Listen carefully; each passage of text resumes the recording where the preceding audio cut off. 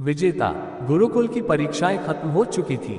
सभी छात्र आश्रम में एकत्रित होकर चर्चा कर रहे थे कि अब छुट्टी के बाद वे सभी घर पहुंचकर क्या क्या करने वाले हैं। तभी अचानक से गुरुजी ने आश्रम के बाहर से आवाज दी और कहा कि सभी छात्र बाहर मैदान में एकत्रित हो जाएं। सभी छात्र मन ही मन ये सोच रहे थे कि घर जाने से पहले गुरुजी उन्हें कोई खास तोहफा दे सकते हैं। सभी छात्र मैदान में इकट्ठा हो गए। गुरुजी ने कहा, मेरे सभी प्रिय शिष्यों, घर जाने से पहले आप सभी एक दौड़ में हिस्सा लें। उन्होंने एक शर्त रखते हुए कहा, आप सबको दौड़ में एक अंधेरी सुरंग को भी पार करना है और दौड़ में जो भी चुनौतियां आएंगी आप उन सब का सामना करेंगे। हम सब पूरी तरह से तैयार हैं गुरुजी, सभी शिष्यों ने एक ही स्वर में कहा। अगले ही सुबह दौड़ शुरू हुई और सारे शिष्यों ने बहुत स्फूर्ति के साथ दौड़ लगाई।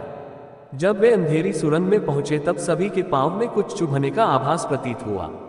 जगह जगह पर कुछ नुकीले पत्थर थे जिनकी वजह से पैरों को बहुत चोट आए और वे सभी दर्द से कराह रहे थे। जैसे तैसे दौड़ पूरी हुई। दौड़ पूरी करके छात्र आश्रम में एकत्रित हुए तब गुरुजी ने सभी छात्रों से पूछा, आप सब छात्रों में कुछ ने दौड़ बहुत जल्दी पूरी कर ली और कुछ छात्रों को ज्यादा समय लगा, ऐसा क्यों? एक शिष्य ने इसका जवाब देते हुए कहा, गुरुजी, हम सभी छात्रों ने एक साथ दौड़ना शुरू किया लेकिन अंधेरी सुरंग पहुंचते ही हम सबकी स्थिति बिल्कुल ही बदल गई। कुछ मित्रों के पैर में नुकीले पत्थर चुभने के कारण वे संभल कर आगे बढ़ रहे थे तो कुछ मित्र पत्थरों को उठाकर अपने हाथ और जेब में पकड़ते जा रहे थे ताकि पीछे आ रहे दूसरे मित्रों को दर्द ने सहना पड़े। गुरुजी ने कहा, जिन शिष्यों ने पत्थर उठाए हैं वे सभी आगे आकर मुझे वो पत्थर दिखाएं। जिन छात्रों ने पत्थर उठाए थे वे सभी आगे आकर वो नुकीले पत्थर दिखाने लगे। गुरुजी ने उनमें से एक पत्थर अपने हाथ में लिया और कहा, शिष्यों, जिन्हें तुम सभी एक सामान्य सा पत्थर समझ रहे हो, ये असल में बहुमूल्य हीरे हैं और मैंने ही इन्हें सुरंग में डाला था।